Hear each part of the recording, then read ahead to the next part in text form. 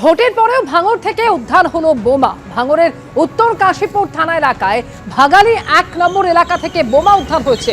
ফাঁকা মাঠে লঙ্কা গাছ চাপা দিয়ে লুকিয়ে রাখা ছিল 7টি বোমা এমনই দাবি করেছেন স্থানীয়রা। বোমাগুলি উদ্ধার করা হয়েছে, তবে কারা এই 7টি বোমা মজুত করে রেখেছিল তারই উত্তর খুঁজছে পুলিশ। প্রায় 10-20 টাকা না হবে। হ্যাঁ, নিশ্চয়ই ওই ভোটের কাজে ব্যবহার করার জন্য তৈরি করা হয়েছিল, সেটা থেকে দিয়েছিল, সেটা তার কোনো ঝামেলাটা হলো কিছু হয়নি।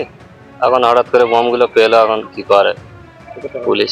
আতঙ্কের মধ্যে তা আছে যে নিশ্চয়ই করেছে কিছু একটা করার জন্য, ঝামেলা মামলা করার জন্য কেউ কিছু হয়তো করেছে বোমটা। ভোট শেষে নিউ আলিপুরে উত্তেজনা। দুর্গাপুর কলোনিতে কেন্দ্রীয় বাহিনীর বিরুদ্ধে লাঠিচার্জের অভিযোগ। তৃণমূলের অভিযোগ, ভোট শেষের পর এলাকা দিয়ে ফিরছিল কেন্দ্রীয় বাহিনী। কোনো প্ররোচনা ছাড়াই স্থানীয় বাসিন্দাদের উপর চড়াও হন কেন্দ্রীয় বাহিনীর জওয়ানরা। বেধড়ক লাঠিচার্জ করে তারা, অভিযোগ তৃণমূলে। ঘটনায় 9 জন জখম হয়েছেন। ঘটনার পর কেন্দ্রীয় বাহিনীর বিরুদ্ধে কমিশনে অভিযোগ জানাতে চলেছে শাসক দল।